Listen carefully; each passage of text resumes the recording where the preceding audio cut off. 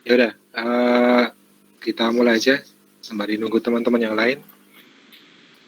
Jadi ini materi pertama kita setelah UTS, yaitu sorry sebentar. Ya, jadi ini materi kita setelah UTS yaitu terkait masalah sambungan.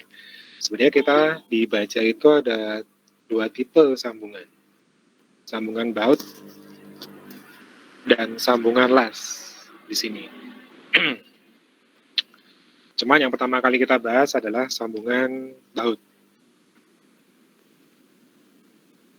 Untuk sambungan baut sendiri, mungkin kita lihat video dulu aja ya. Jadi di sini ada video singkat terkait masalah baut. Jadi di sini kita punya dua plat,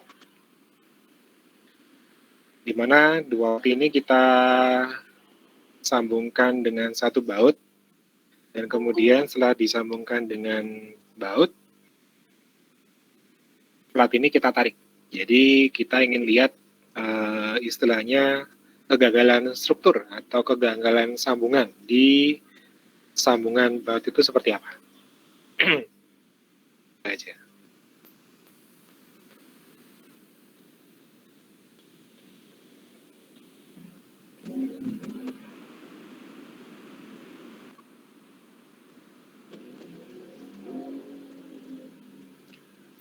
Nah, di sini kalau kita lihat kan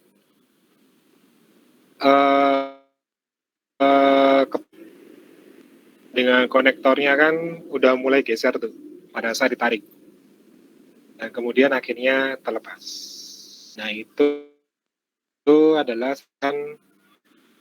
struktur atau sambungan baut pada saat kita coba sambungkan ke dua plat.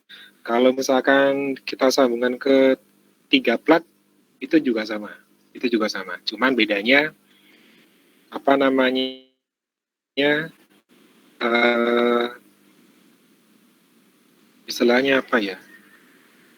Putusnya baut itu tidak terbagi dua center gini seperti ini, enggak, tetapi dia lebih ke ujungnya dari baut itu sendiri.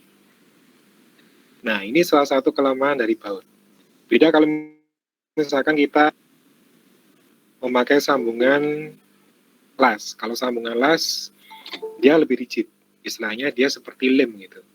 Kalau sambungan las pada saat itu kemungkinan besar yang terjadi kegagalan itu adalah di platnya, bukan di sambungannya.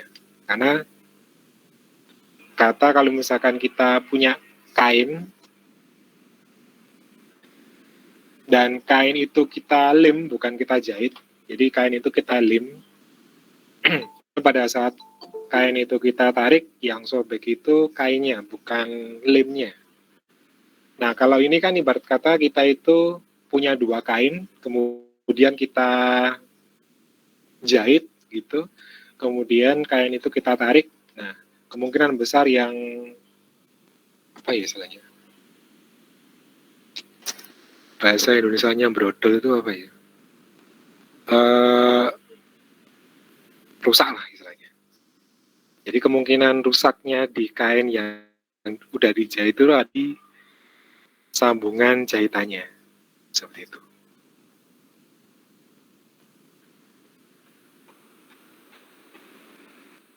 Nah, jadi kalau misalkan kita bicara tadi kelemahan, sekarang kelebihannya. Kalau kelebihan,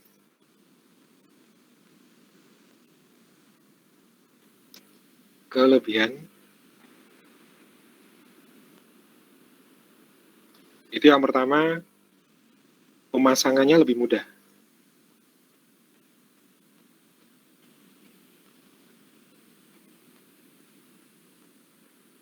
Karena apa, kita cuman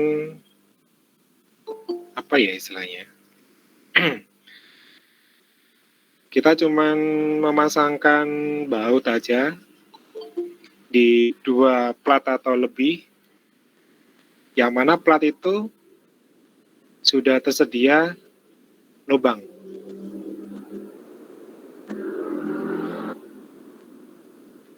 Nah, di sini kita tinggal pasangkan aja. Cuman bedanya, kalau misalkan yang ini istilahnya tidak presisi atau tidak sesuai dengan lebar rencana baut kita, itu tentu akan menjadi masalah. Sehingga pada saat perencanaan lebar lubang, kemudian posisi dari lubang, itu benar-benar harus harus pas, harus presisi. Tidak boleh istilahnya toleransinya paling cuman berapa mili. Kayaknya sepertinya cuman 1 mili kayaknya.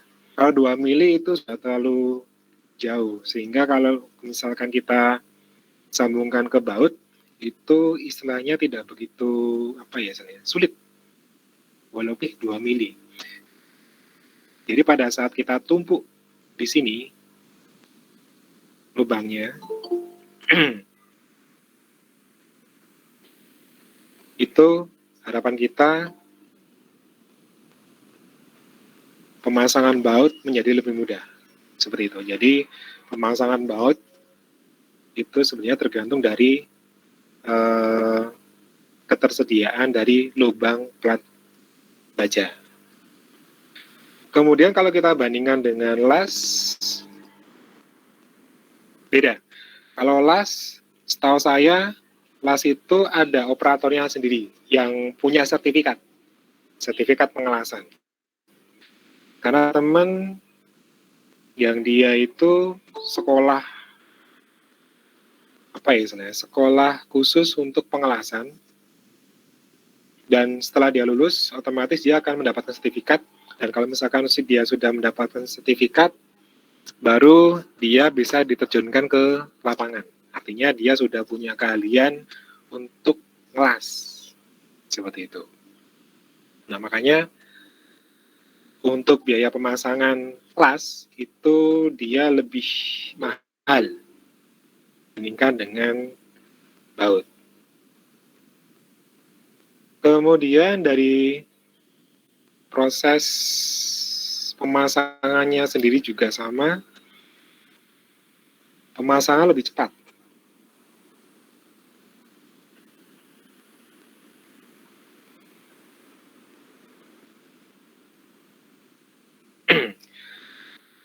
Pemasangannya sendiri lebih cepat daripada kita memasang las, karena kita cuman masukkan baut kita, kemudian tinggal kita kencangkan, selesai.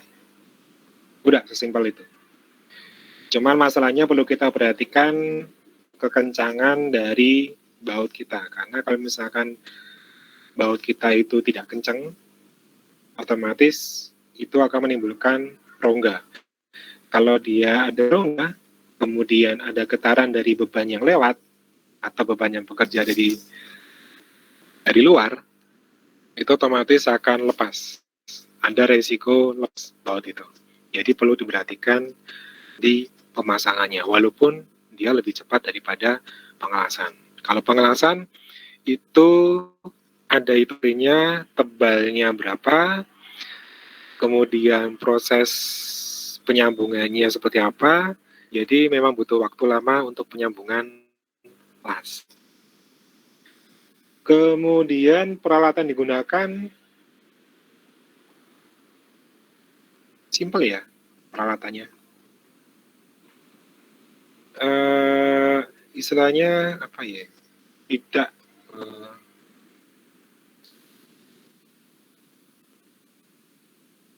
Tidak memerlukan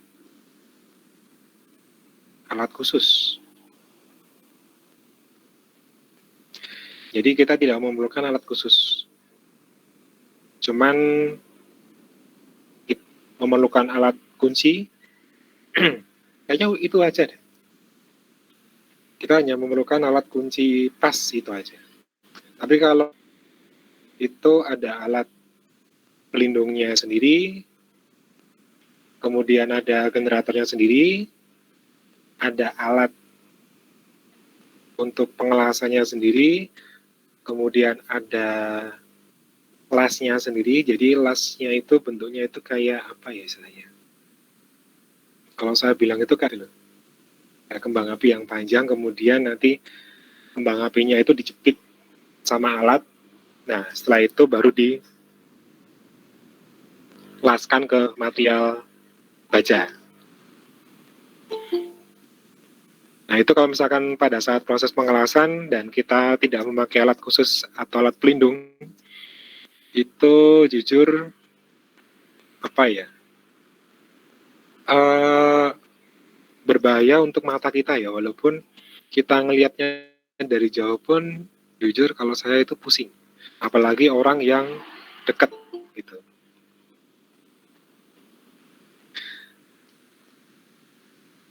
Kemudian biaya material murah.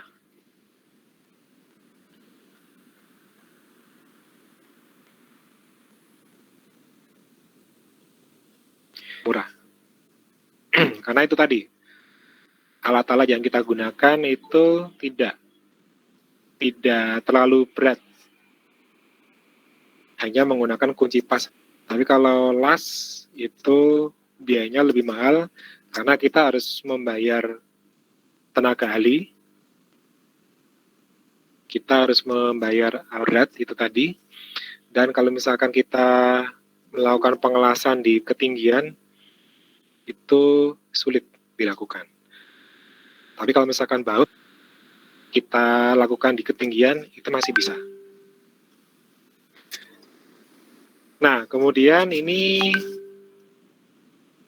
sekali lagi ini adalah kalau kekurangan tadi, untuk yang baru gabung, kekurangannya tadi itu lebih condong ke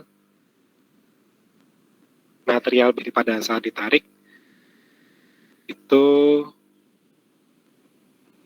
terbelah seperti ini. Makanya kenapa untuk pemasangan baut itu harus memang apa ya istilahnya, harus diperhatikan materialnya. Makanya kita ada beberapa untuk tipe baut.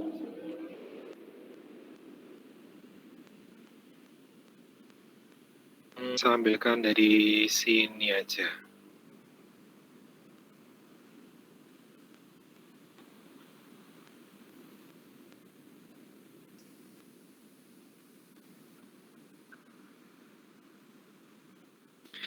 Jadi ini adalah tipe-tipe baut. Ada baut A307, A325, sama A490. Jadi untuk A307 itu material atau mutunya itu normal atau sedang. Sedangkan A325 dan 490 itu termasuk material yang tinggi. Artinya tegangan geser dan tegangan tariknya pun itu nilainya besar. Penampakannya seperti apa? Untuk yang pertama A307, ya penampakannya seperti baut ya. Jadi sulit kita bedakan. Cuman nanti di kepalanya itu biasanya ada tulisannya A307, itu aja. Ini A307, ini A325. Cuman ada penampakan di kepalanya. Kemudian ini A9490.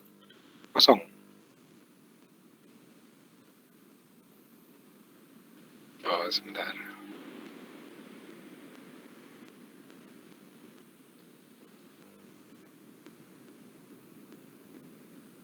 Nah, ini penampakannya.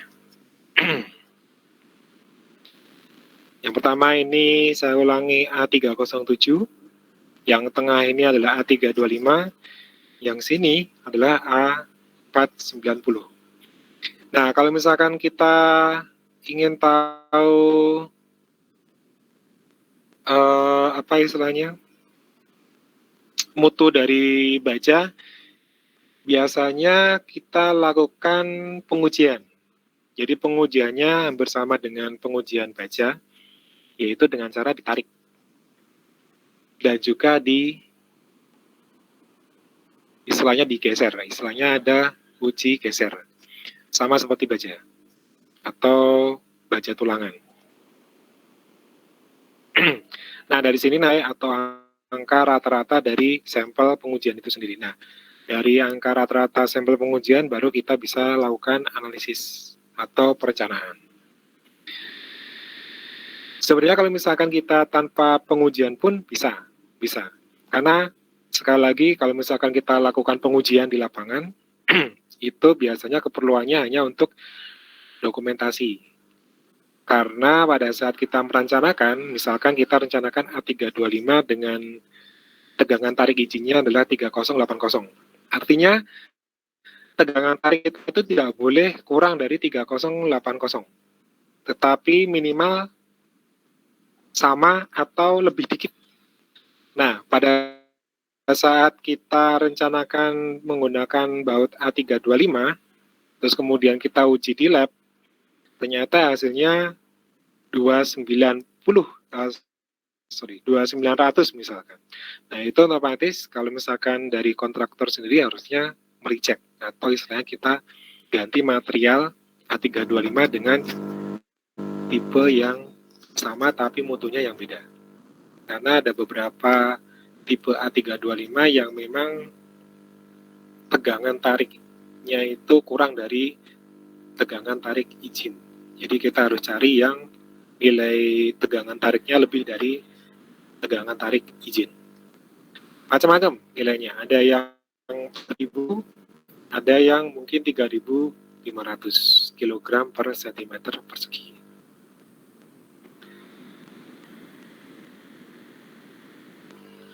Kemudian untuk komposisi materialnya, untuk yang yang ini A325 biasanya dia terbuat dari karbon steel. Karbon itu dia lebih sifatnya dia punya kekuatan yang tinggi. Dan kemudian ini juga sama untuk yang baut 490 itu lebih condong ke alloy steel. Jadi dia materialnya lebih berat.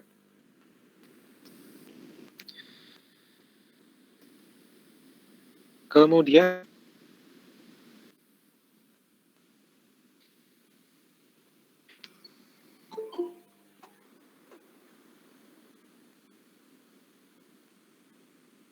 ini adalah dimensi lubang.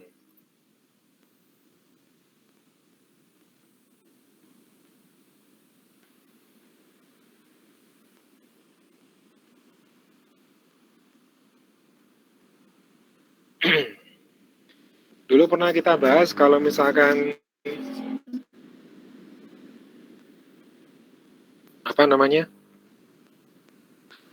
diameter yang kurang dari 20 ditambahkan 2, atau yang lebih dari 20 kita tambahkan 3 mm. Nah, ini kalau misalkan kita lihat lebih jauh berdasarkan SNI 2020, sebenarnya ada beberapa dimensi lubang. Kalau yang kemarin kita bahas itu adalah standar lubang atau istilahnya ukuran standar dari lubang baut. Nah, di sini ada juga ukuran berlebih itu sendiri. Kemudian ada yang slot panjang. Jadi istilahnya dia memang disediakan slot panjang untuk masing-masing diameter baut. Jadi bisa kita lihat tabel di J3.3M di SNI 2020. Yaudah, kita break sebentar.